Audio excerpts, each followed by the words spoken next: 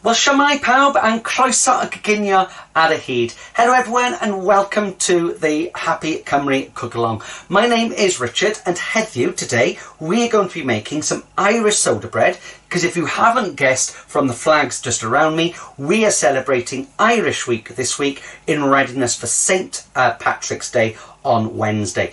So just as with all of the cook-alongs, now that I have got everything sorted computer-wise, I just need to go and wash my hands and I will be back with you in 20 seconds. So this is your 20-second warning to go and grab yourself a little drink, grab yourself a sheet of paper ready for the ingredients list, and I will be back in 20 seconds ready to show you how to make, and I'm going to whet your appetite just here, how to make this delicious Irish soda bread, which I promise you, in the words of not my Irish friends, but my West Walian friends, is absolutely cowin lush. So give me 20 seconds just to quickly wash my hands over there and I will be back in the room.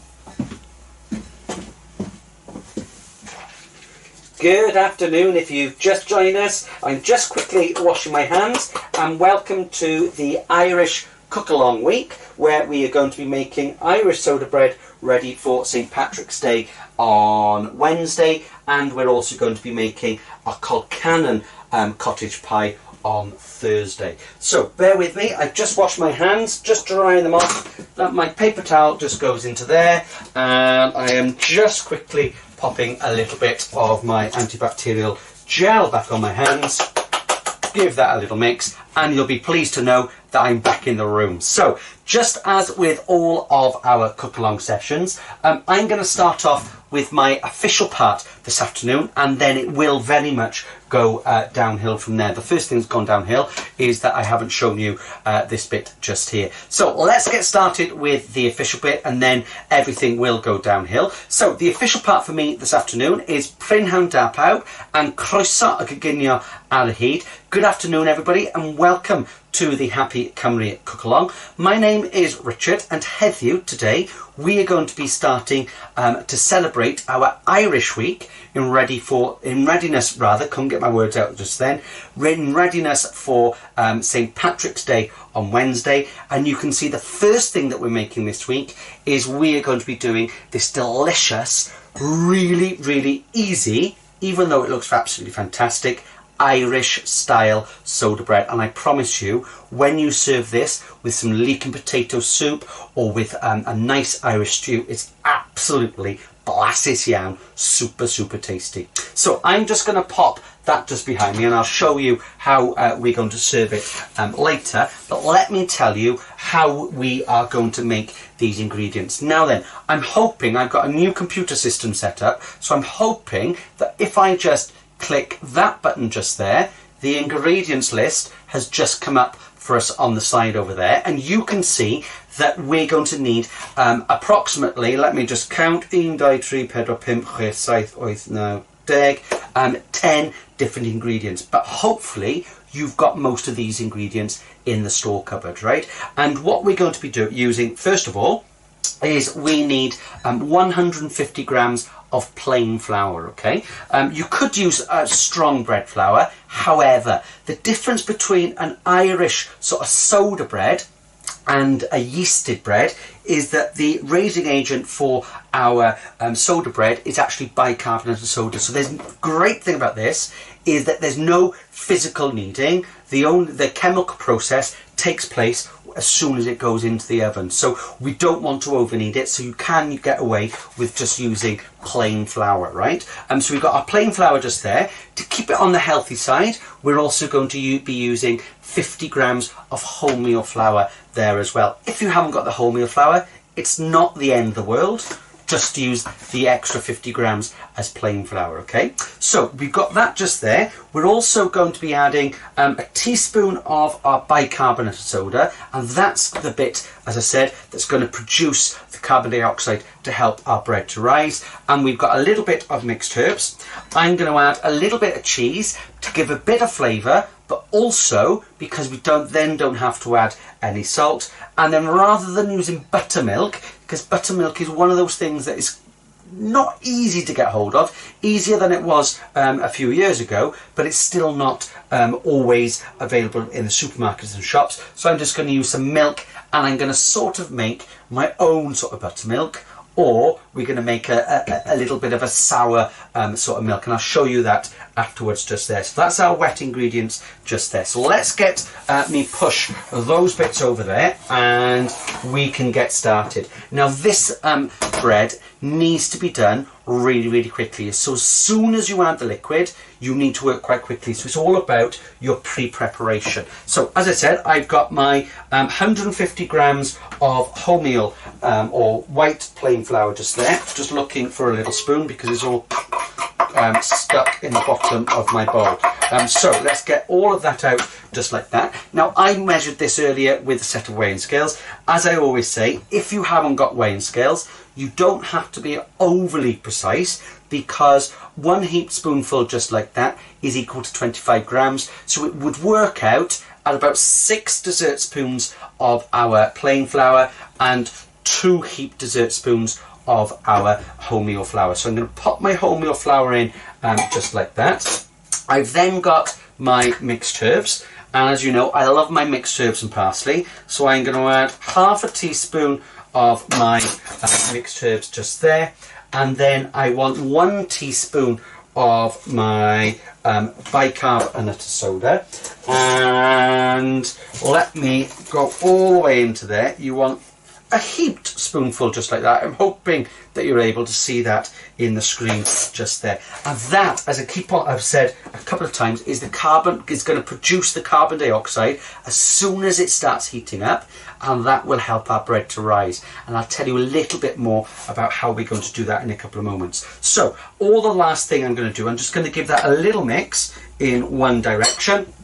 And then the final thing, not compulsory, because as you can see on the ingredients list, you don't have to add it. It is an optional, but it will add a little bit of flavour, right? So I'm just going to add the cheese into there, just 25 grams, just like that. And if you grate it, as you know, it goes a lot further. So I'm just going to give that just a little mix, just like that, so it's all sort of combined. And I'm going to make a well in the centre, just so. So that is my dry ingredients, or my new Welsh word, as you know, my cynhwysion seek. So I'm just going to pop that over there. Then we come to our cynhwysion gwlyb, our wet ingredients, or our make do sort of pretend sort of buttermilk. If you've got buttermilk is obviously the milk. I'm shaking some cream just there, right? Because if you shake cream in a jam jar, right, you'll end up with butter, right? And it's the water and the liquid that comes off that is the buttermilk, right? Not overly easy to get in the supermarkets. As I said, a lot easier these days than it was, but you can sort of make a substitute one if you can't get it. So what I've got just there is 175 grams of, or millilitres rather, of semi-skimmed milk, and I'm just going to pour that just into my bowl or my jug just like that, so it's easier to pour afterwards. Then all I'm going to do is I'm going to add a teaspoon, and I'm going to use this one to add just less than half a sort of dessert spoon, which is equal to a teaspoon anyway, of lemon juice. And you don't necessarily need to be using fresh lemon juice. Lemon juice from concentrate is fine, right? And what will happen as soon as you add that, because that's an acid, this will actually start to sort of thicken up. The longer that it's in there, you'll see that your milk will become a little bit thicker, right? You're souring the milk, you're adding acid to it, right? So it will start to become a little bit thicker, right? Just like that. So if you leave it for a couple of moments, it will start to thicken up. It will look as if it's curdled eventually, right? But it has curdled, but it'll be fine, right? So we've got that just there. Before I add my wet ingredients, I need to make sure that I have prepared my tray, because this now works really, really quickly. So for my tray, I'm just going to do it on a piece of baking tray just like that, and I'm just going to put some flour on the bottom, just like that. I've also got my porridge oats ready to add to it afterwards. What I also need is some sort of flat surface, so I'm going to use a table knife or the handle of a spoon just there. So let's get cracking, right? I've made my little well in the centre. I'm just going to grab myself a wooden spoon, little well in the centre, and you're going to add, as I said, this was about 175 mils of water. You're going to add about 3/4 of it, right? Because, as I always do when I'm bread making, you can always add more, but you can't take any out, right? So I'm going to add just 1/2 to 3/4 of my milk, just like that. And then I'm just going to gently mix it up, right? And all you're looking for is not a really sticky dough, okay? But you're looking for, and not too dry. So if I show you that in the screen just there, you can see that there's still quite a lot of flour just there, right? So I'm just going to add just a tipping back, a little bit more water, or milk just into there, just until you make a dough that is slightly sticky. It's not too floury, and the way that I like to do it is, particularly when you're using a glass dish just like this, you should be able to have a cleanish sort of bowl. So if I hold that up just like that, you can see that we've got that just as so. Now then, we have to work particularly quickly now, because now that we've added the liquid to that dry mixture, that bicarbonate of soda is starting to do its chemical reaction, right? So we need to work fairly quickly, right? So I'm just going to flour my surface, put a little bit of blowd out above just like that, mix it round, a little bit of blowd out of doila just there on my hands, and I can scrape all of that off just as so.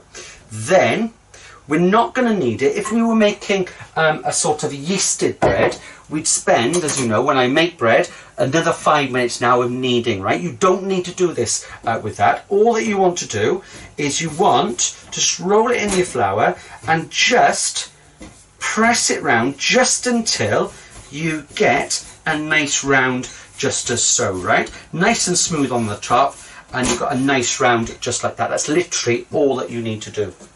Then we just pop that straight onto our flour baking tray, and soda bread is always served in little fowls, right? And fowls are just little triangles, and the reason they do that is because it allows the heating to allow that chemical reaction so that it can expand. Because if you did it like that, it would stay sort of the shape and it'd end up like a little monster, right? So all I'm going to do is cut down like that.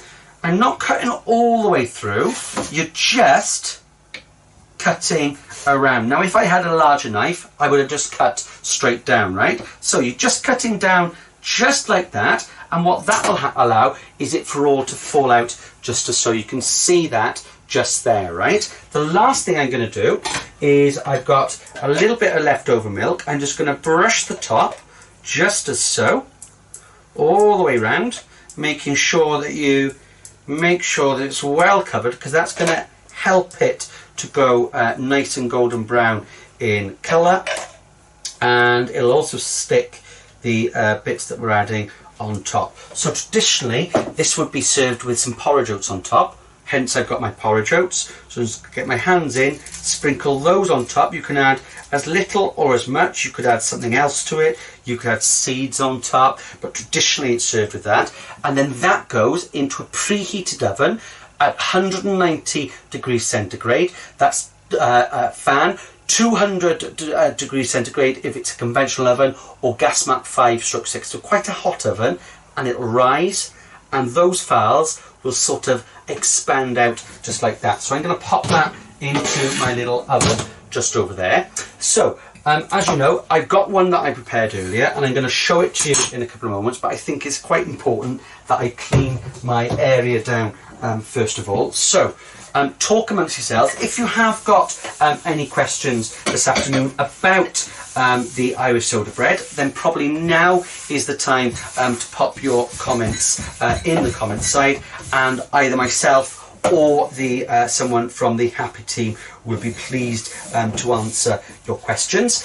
So talk amongst yourselves, as I said, and obviously the Happy Project are still asking us to complete their little form, form just about the work that they are doing on their Facebook page. If you haven't had a chance to complete their questionnaire, it's not as big as the census, I promise you, which is coming up. But if you have got time to do it, then it would be much appreciated, because it'll allow us to learn about what you're enjoying on the Facebook page, but also how we can improve the service as well. So bear with me, I'm just going to quickly wash my hands and I will be back in the room.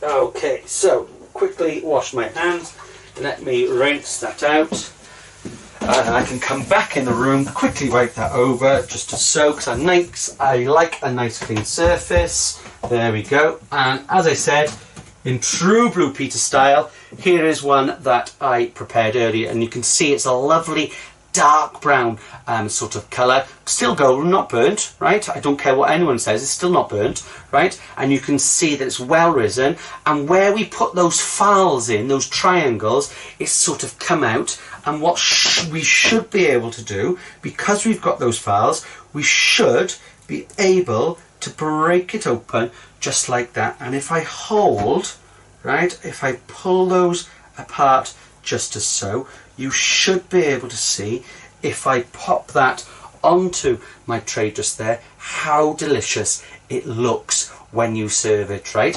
Now, the only disadvantage with this, or the advantage, whatever you want to call it, is that it needs to be eaten on the same day, because it will go hard the next day, right? But what you can do is you can make a couple of batches. You could do a double batch, you could eat one today, freeze the other one down, and then defrost it ready for a later date. So you can still freeze it, but it won't last if you just put it into the bread bin or anything like that. And as I said, you could serve this with some leek and potato soup, you could serve it with an Irish stew, you could serve it with so many different things. It is an absolutely wonderful.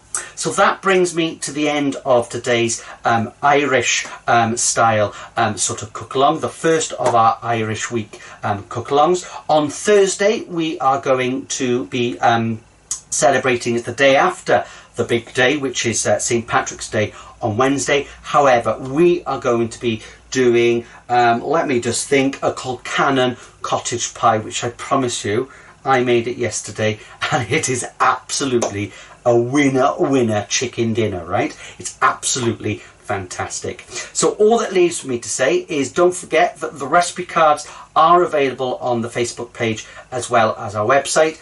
But thank you very much for watching. I will see you on Thursday. Happy St. Patrick's Day on Wednesday, and diolch yn fawr, and thank you for watching. Coginio hapus.